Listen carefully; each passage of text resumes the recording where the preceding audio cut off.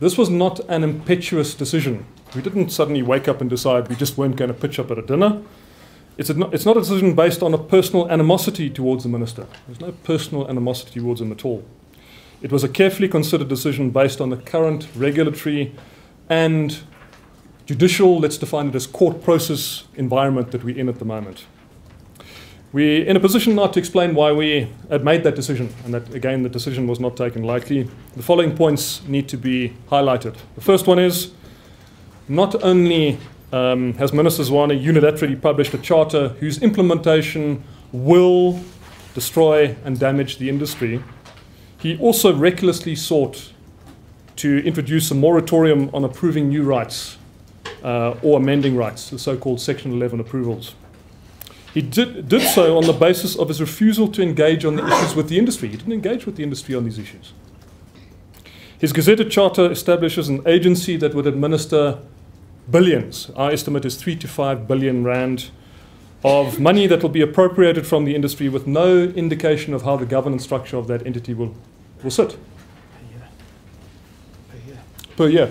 That 3 billion is per year, 3 to 5 billion a year. That's basically twice his national budget, almost twice his national budget. This comes on top of a questionable history. He became the minister, seemingly with the primary task of strong-arming a legitimate right holder of a major mining asset, conspiring with the then Eskom leadership to apparently force the sale of a mine to a well-known family that has systematically robbed South Africa of public funds. The story has been comprehensively documented by the Public Protector and the academic report and the SA Council of Churches reports that have come out.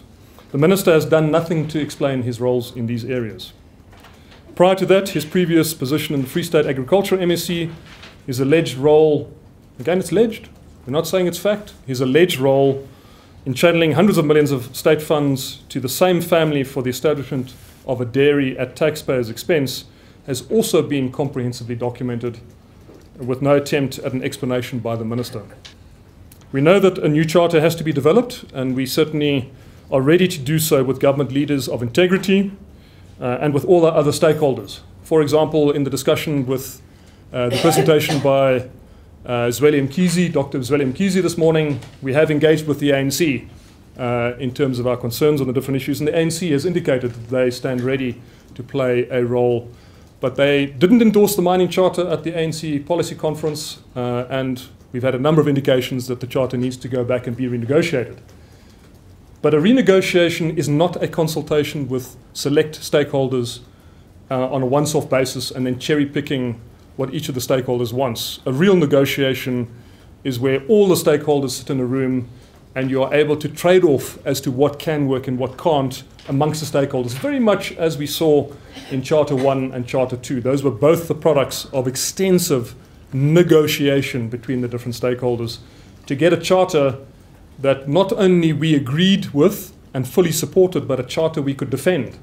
And I personally was involved in those discussions, and I can personally say we went offshore and we defended the charters because we believed the charters really were the right thing to do to transform our industry over time and to make it competitive.